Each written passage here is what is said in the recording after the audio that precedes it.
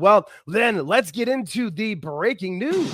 And now for an AltJake Takes On exclusive.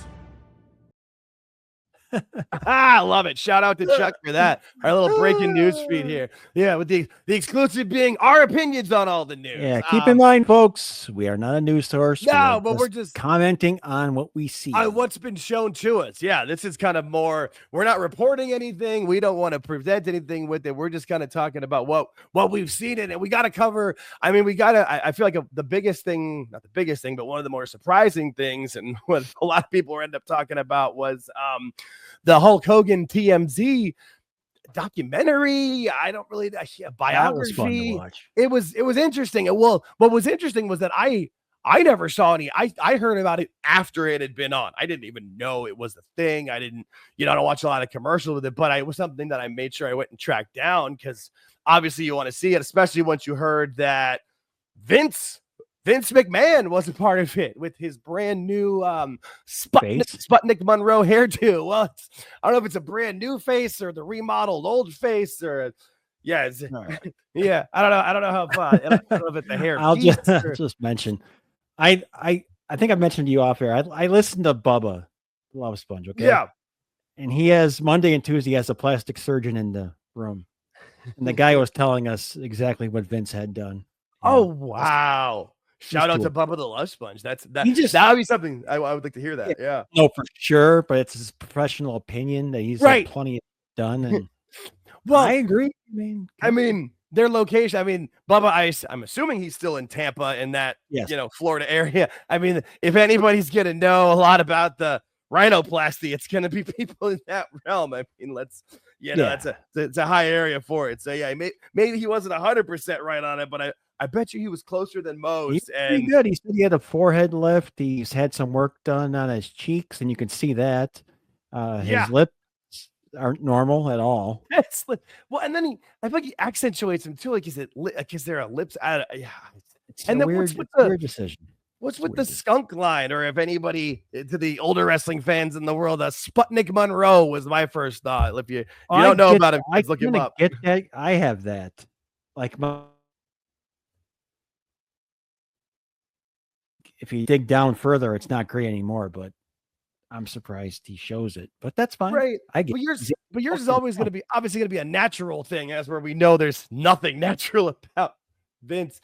And then, I mean, he had I grabbed this picture specifically because it had the, 14th and the company background with it. But I mean, it was an interesting documentary, but it was also just it was very TMZ, I guess is the best way to say it. It's not really a documentary, is it? Right. It was just, it's more of a special. Kind of what happened at TMZ that day.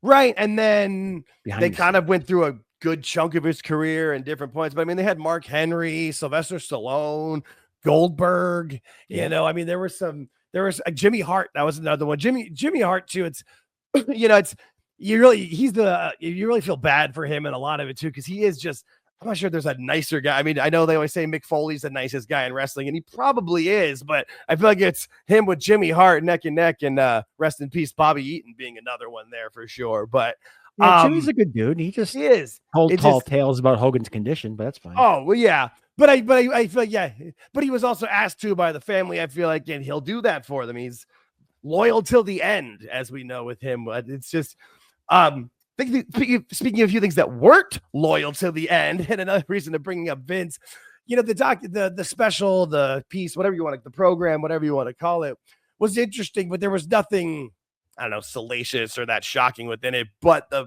parts that caught my eye were, there was a few subtle digs early from Vince to Triple H. Early, there was a couple early that were a little bit, one-liners or whatever, that maybe not how I would have done it. And by the end of it, though, I mean, it was where he set them up to fail. He deserves more than just walking out there. Like, I mean, it's going to be a very interesting Thanksgiving that I would think this year from that. I mean, he's not wrong. He called him out. He's not wrong, but from Triple H's standpoint, what else could you have done with him? Bingo. It was exactly, because Hogan couldn't. I mean, the reason he was done that because he couldn't get into the ring, and it was just one of those situations, and he wants to be part of the Netflix premiere, but with where it was and the politics of things. Yeah, I mean, but you nailed it. Like, because I didn't so much disagree with Vince in that sense either, but you nailed my exact thought. And actually, what I had written down on I didn't take, I got a half page of notes, but literally wrote down, what else could you do?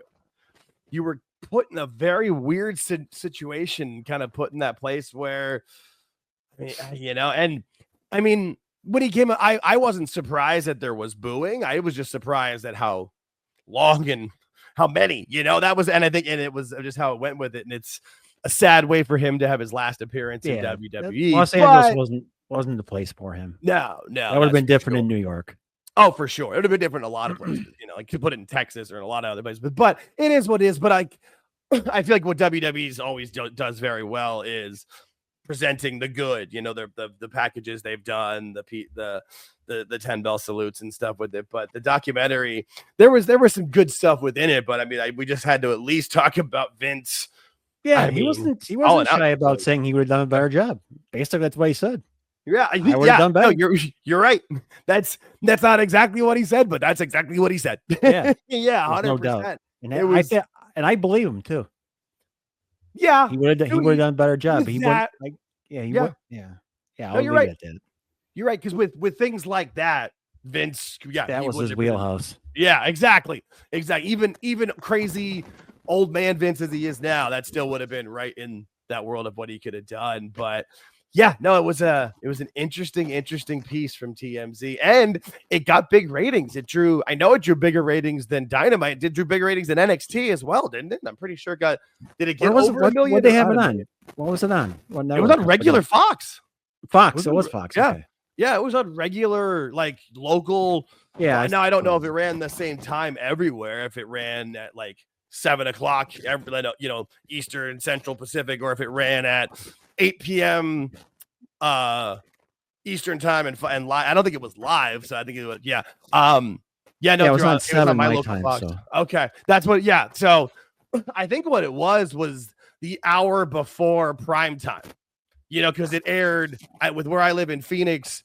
Our prime time is actually 7 to 10 instead of 8 to 11. Like our news goes on at 10 p.m. So it ran from 6 to 7 here. So yeah, no, it was interesting. And then just the whole, it wasn't bad. Yeah, it was presented well. And I mean, it was good to have like guys like Mark Henry in there with it. That was cool to hear from him, more of a current star. It's not like they were going to be able, they did be able to bring in, they obviously went to a Raw or a SmackDown and just put a room there and filmed them within there when they had Charlotte and, Raquel and Roxanne. I thought it was good. I'm it was good to see. It was very interesting. The Vince parts of it, just though I wasn't surprised he talked shit, but it's just the way he talked shit.